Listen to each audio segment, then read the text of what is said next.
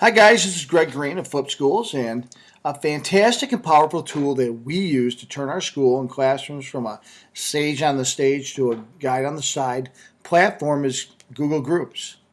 And Google Groups is a free online discussion board hosted by Google, which is our favorite tool. And so tonight I'd like to teach you how to create a Google Group account for yourself and your students. So simply what you do is just go to Google, and you can find that at google.com. And so you just type that in the address bar, or if you have your homepage set to Google, it's pretty easy. And you'll come up to Google's interface that looks similar to this. And what you want to do is you want to sign in on the right-hand side into your account. I'm going to sign into our account.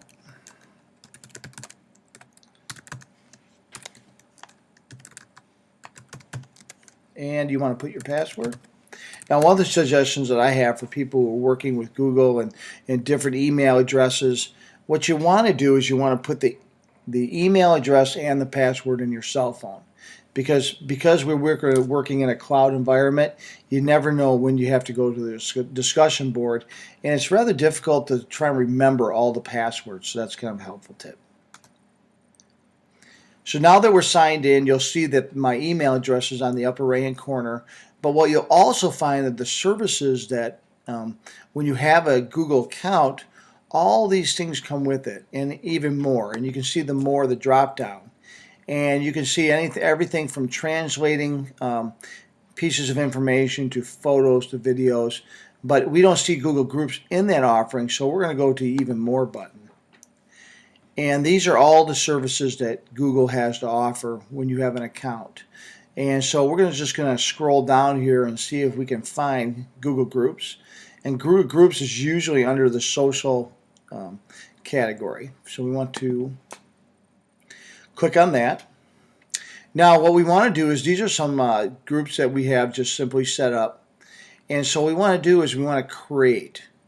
And what we're going to do is, if you come to this interface, this is the older interface, all right? But we want to maybe look at it from the new interface. Google's trying to clean up their process a little bit, so they have kind of a newer interface that they're working with.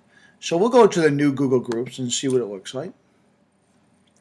And I see that they have things established. My existing groups. You can browse different groups that are established, that are open to the public. But then also you will go to new group, and that's what we're going to focus on now. So what we're going to do is we have to give our group a name. So let's just simply give it a name. New Flipped Schools Group. All right. And we want to also, now you'll notice that we'll write a description in a few seconds here, but you'll notice that it created a group email address. So you can go into your Gmail account, type in this new email, group email address, and you can send group emails out to your folks.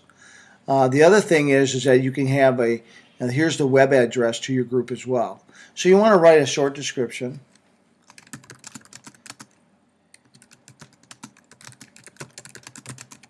And educators just starting.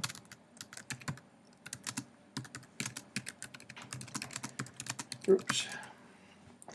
And what I often do, and I recommend that educators do, is they want to have a restricted group because you want students to have some privacy, and you also want to have some privacy when you're having discussions. You don't necessarily want to have the public having access to that. So what we want to do is we want to make sure that we send invitations to students so that they can receive the invitation and then accept the invitation on their side. And so we're going to click the button, create my group. And we have to make sure that we're human. Google does.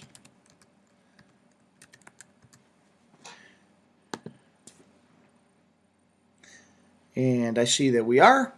Now what you want to do at this time is you want to enter the email addresses of people to invite. That means your students. So your students who email addresses that you're going to send an invitation to.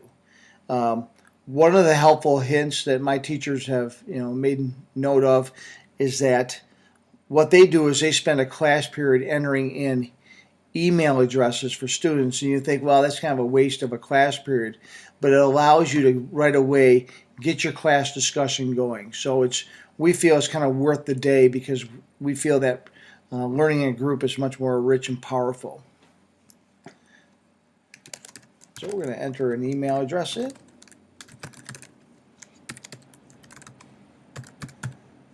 And we're going to write an invitation. Welcome and thanks for being part of our group.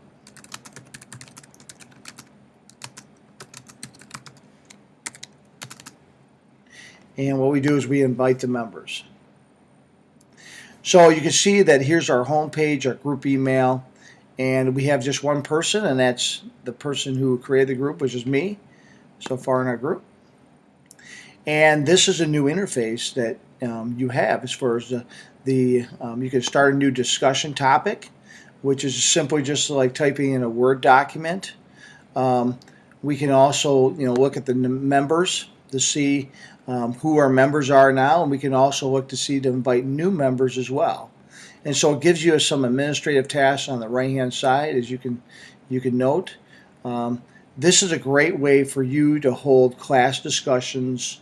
Some helpful tips for you as a teacher is that oftentimes my teachers will post a question and then have students be able to respond maybe within 2 to 3 days or even a week. So they may post a question on Monday and then have the students answer the question by Friday.